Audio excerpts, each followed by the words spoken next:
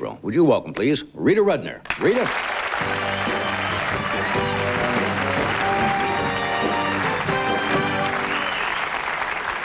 Oh, thank you. This is so exciting to finally be on the show, because it happens, you know, and it is a little upsetting. Like last time, all my friends called me up the next day and said, we stayed up.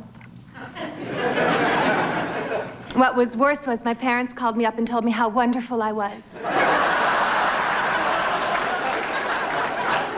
I've been on TV for a while, though. Before I did comedy, I did commercials. I announced to the country that I had bad breath and dandruff problem, perspiration.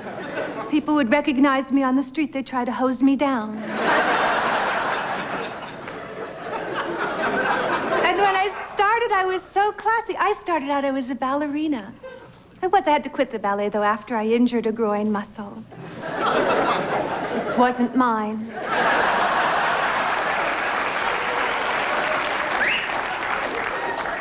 I love being a comedian, except you travel constantly. But my purse has been x-rayed in that little machine at the airport so many times, it has a lung now.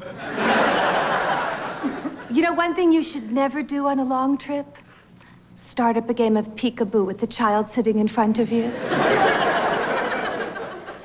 There's no ending to the game. He turned around, I finally just grabbed him by the bib. I said, look, it's always gonna be me.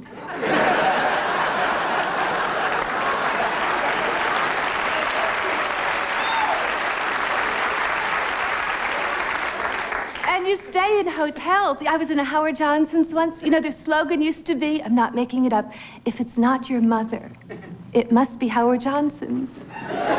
That was their slogan. I was staying there. I called down for room service about 4 in the afternoon. I was hungry. They said, no, it'll spoil your dinner.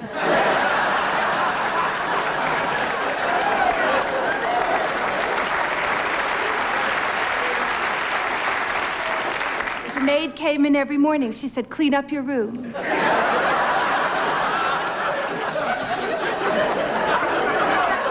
As I was checking out, the lady behind the desk said, go ahead, leave, doesn't matter, I'll be dead in a couple weeks.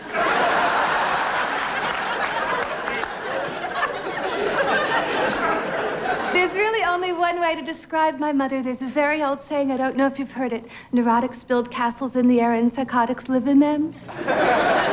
My mother cleans them. I'm an only child, so I was very overprotected when I was growing up. Really, my tricycle had 7 wheels and a driver. My parents, they wouldn't even push me on the swing.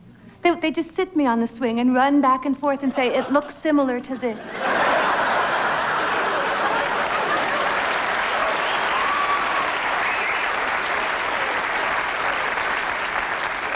And I always thought I was adopted when I was growing up, too, because I don't look anything like anyone in my family. Well, I look a little like my grandmother now because I have brown hair and blue eyes, and she has blue hair and brown eyes.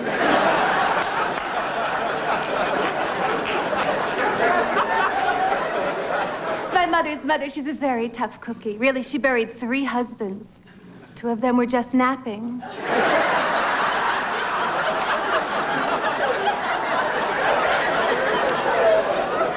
My parents, they've been married forever. Really, they even have the same fingerprints now. They've passed their gold and silver anniversaries. Their next one coming up is rust.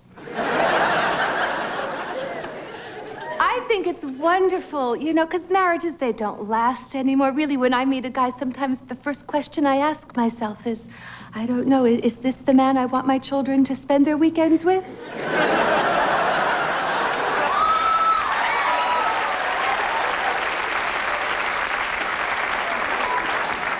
And my parents do want me to get married, badly. In fact, last time I went home, they threw me a surprise wedding.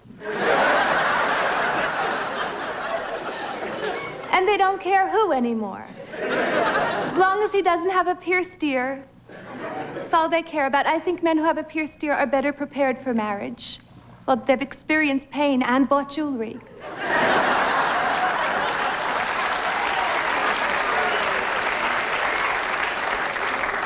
I don't talk about sex too much on stage because my parents are watching this and I don't think that they know that I know.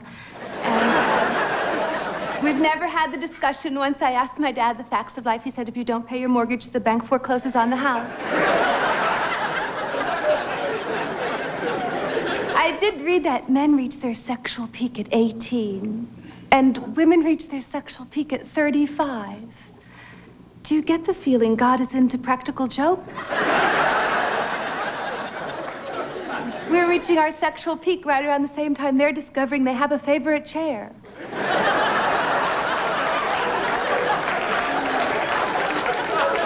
Most men don't want to get involved nowadays. In fact, I dated my last boyfriend for about 2 years, and finally I just gave him an ultimatum. I said, listen, either you tell me your name or it's over.